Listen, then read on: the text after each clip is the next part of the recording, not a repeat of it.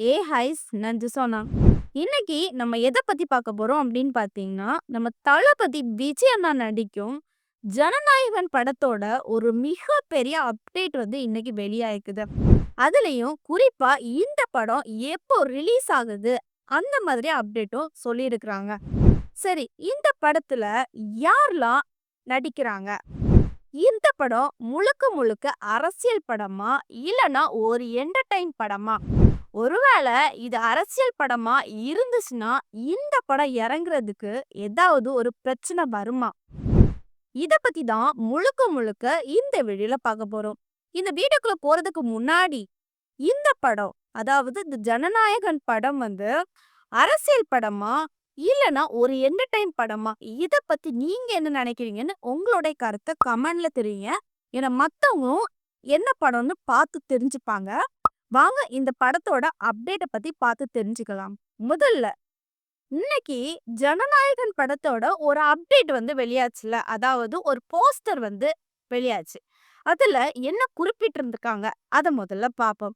"அடியும் உதையும் கலந்து வச்சு விடிய விடிய விருந்து வச்சா ஜனநாயகன் பொங்கல்" அப்படிங்கிற மாதிரி சொல்லியிருந்தாங்க.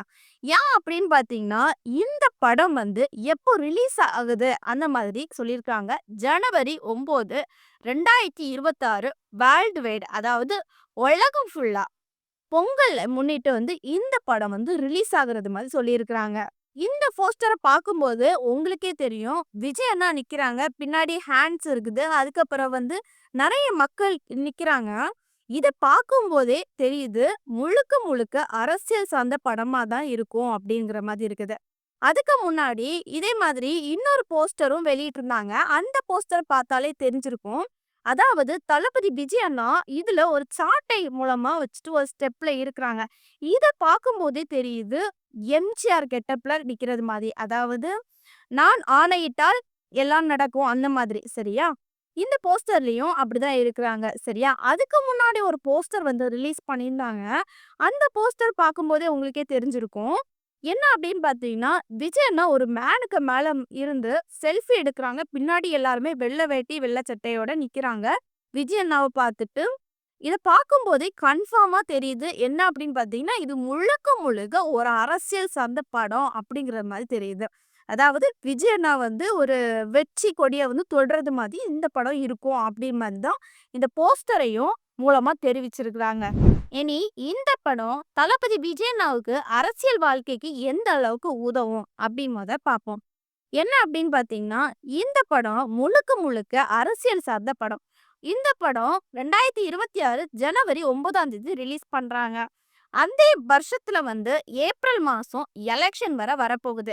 அப்போ இந்த படம் தளபதி விஜய் அண்ணாவோட கடைசி படம்னால எல்லாருக்கும் என்ன மைண்ட் செட் இருக்கும் அப்படின்னு பார்த்தீங்கன்னா, தளபதி விஜயோட கடைசி படம்னால இத வந்து பார்க்கணும் அப்படின்னு சொல்லிட்டு எல்லாருமே போய் பார்ப்பாங்க. சரியா? அப்போ இது முழுக்க முழுக்க அரசியல் படமா இருக்கிறதுனால, அப்ப என்ன ஆகும் அப்படின்னு பார்த்தீங்கன்னா, இந்த படத்துல எப்படியும் ஹீரோ தான் ஜெயிப்பாங்க.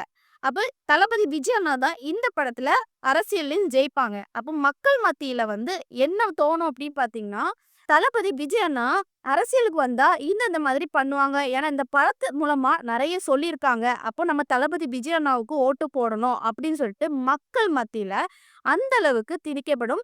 சரி, இது ஒரு பக்கம் இருக்க, அடுத்த கட்டமா வந்து இந்த படம் அரசியல் படமா இருக்கிறதுனால கண்டிப்பா ஒரு பிரச்சனை வரும். என்ன பிரச்சனை அப்படின்னு பார்த்தீங்கன்னா, அதாவது இது அரசியல் சார்ந்த படம். அதனால இந்த படத்த ரிலீஸ் பண்ணக்கூடாது. இத அப்படியே ஸ்டாப் பண்ணணும் அப்படின்னு சொல்லிட்டு பிரச்சனை பண்றாங்க அப்படின்னு பார்த்தீங்கன்னா, கண்டிப்பா மக்கள் மத்தியில எந்த அளவுக்கு இருக்கும் அப்படின்னு பார்த்தீங்கன்னா, அதாவது மக்கள் மத்தியில என்ன பேசுவாங்கன்னா, இது தளபதியோட கடைசி படம். அதாவது 69வது படம். இதோட அவர் வந்து சினிமா ஃபீல்ட விட்டுட்டு என்ன பண்ணுவாருன்னா, இந்த அரசியலுக்கு வரப்போறாரு அப்படின்னு வந்து சொல்லுவாங்க. ஆனா, இந்த திமுக அரசு இருக்கே, இவங்க வந்து இந்த படத்த வந்து ஓட விடமாட்டாங்க. இத வந்து எல்லாரும் பார்க்கணும்னு தானே ஆர்வத்தோட இருக்காங்க. என்னத்துக்கு இப்படி பண்றாங்க?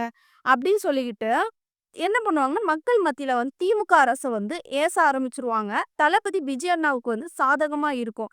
ஏன்னா நம்ம இனி திமுகவுக்கு ஓட்டு போடக்கூடாது. தளபதி விஜய் அண்ணாவுக்கு வந்து ஓட்டு போடணும் அப்படின்ற மாதிரி இருக்கும்.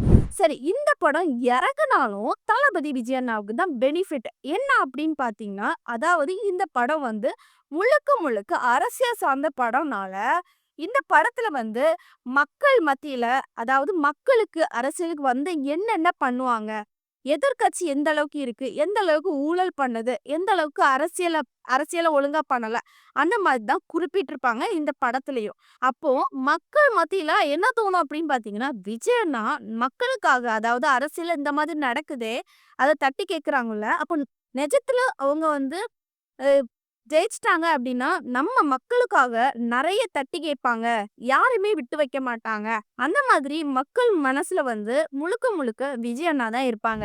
இனி தளபதி விஜய் அண்ணா நடிக்கிற கடைசி படம்னால, இந்த படத்த பார்க்கறதுக்காக தளபதி விஜய் அண்ணா ரசிகர்கள், அஜித் அண்ணா ரசிகர்கள், தனுஷ் அவங்க ரசிகர்கள், இப்படி பல நடிகர்களுடைய ரசிகர்கள் எல்லாருமே இந்த படத்த பார்க்கறதுக்கு ஆர்வமா இருப்பாங்க. ஏன்னா இந்த படத்துல பெரிய பெரிய ஆக்டர்களும் நடிக்க போறாங்கன்னு தகவல் வந்திருக்குதுல்ல. அதனால முக்கியமா பார்ப்பாங்க. இந்த படத்த தளபதி விஜய் அண்ணா எந்த மாதிரி தான் நடிக்கிறாங்க. கடைசி படம்னால முக்கியமா எல்லாரும் மிஸ் பண்ணாம பார்ப்பாங்க. இதனால என்ன அப்படின்னு பார்த்தீங்கன்னா, இந்த படம் மூலியமா எல்லார் மக்கள் மனசுலயும் வந்து விஜய் அண்ணா தான் இருப்பாங்க. இந்த படத்த கண்டிப்பா எல்லா மக்களும் பார்ப்பாங்க. அதனாலவே என்ன பண்ணியிருக்காங்க அப்படின்னு பார்த்தீங்கன்னா, ஜனவரி 9ஆம் தேதி இந்த படத்த வந்து ரிலீஸ் பண்ணியிருக்காங்க. அதாவது இந்த படம் இறங்கி கிட்டத்தட்ட 30 நாள் வந்து கண்டிப்பா தியேட்டர்ல ஓடும். அதுக்கப்புறம் தான் இந்த படம் வந்து ஓடிடில வந்து ரிலீஸ் ஆகும். கிட்டத்தட்ட இந்த படம் இறங்கி ஏப்ரல் வரைக்கும் தளபதி விஜய் அண்ணா தான் மக்கள் மத்தியில ஆழமா பதிஞ்சிருப்பாங்க. இதனாலேயே நம்ம தளபதி விஜய் அண்ணாவுக்கு அரசியல் பயணத்துல வந்து இந்த ஜனநாயகன் படம் வந்து உதவும். இனி அடுத்த கட்டமா இந்த படத்துல யாரெல்லாம் நடிக்கிறாங்க அப்படின்னு பார்த்தீங்கன்னா, அதாவது ஃபர்ஸ்ட் விஜய் அண்ணாவுக்கு ஜோடியா நடிக்கிறது யாரு அப்படின்னு பார்த்தீங்கன்னா, பூஜா ஹெக்டே. அவங்க தான் விஜய் அண்ணாவுக்கு வந்து ஜோடியா நடிக்கிறாங்க. அதுக்கு பிறகு கண்டிப்பா எல்லா படத்துலயும் ஒரு எனிமி இருக்கும். அதுல இந்த படத்து கடைசி படமான இந்த படத்துல வந்து யார் எனிமியா நடிக்கிறாங்க அப்படின்னு பார்த்தீங்கன்னா, பாபி தியோல் அவங்க தான் முக்கியமா வில்லன் வேடத்துல வந்து நடிக்கிறாங்க அப்படின்னு வந்து சொல்லியிருக்காங்க. அப்புறம் வந்து பிரியா மணி அவங்க வந்து ஒரு முக்கிய கதாபாத்திரத்துல வந்து நடிக்கிறாங்க. மமிதா பைஜி அவங்களும் வந்து ஒரு குறிப்பிட்ட கதாபாத்திரத்துல தான் நடிக்கிறாங்க. சரியா? அடுத்தது நிழல்கள் ரவி அவங்க வந்து விஜய் அண்ணாவோட தந்தையாக நடிக்கிறாங்க. அந்த மாதிரி தகவல் வந்து வெளியாயிருக்குது. அப்புறம் வந்து கௌதம் வாசுதேவர் மேனன் அவங்களும் என்ன அப்படின்னு பார்த்தீங்கன்னா, விஜய் அண்ணா கூட ஒரு முக்கிய குறிப்பிட்ட கதாபாத்திரத்துல வந்து நடிக்கிறாங்களாம். அப்புறம் பிரகாஷ் ராஜ் அவங்களும் வந்து இந்த மாதிரி அவங்களும் நடிக்கிறாங்க. அப்புறம் நரேன் அவங்களும் நடிக்கிறாங்க. அப்புறம் வரலட்சுமி சரத்குமார் அவங்களும் ஒரு கதாபாத்திரத்துல வந்து நடிக்கிறாங்க. இந்த மாதிரி இவங்க எல்லாருமே விஜய் அண்ணா கூட ஜனநாயகன் படத்துல வந்து நடிக்கிறதாட்டும் தகவல் வந்து வெளியாயிருக்குது. இந்த படத்தோட கருத்து ஏதாவது உங்களுக்கு இருந்துச்சுன்னா கமெண்ட்ல தெரிவிங்க. நெக்ஸ்ட் ஒரு இன்ட்ரெஸ்டான வீடியோல வந்து சந்திக்கிறேன். பாய்.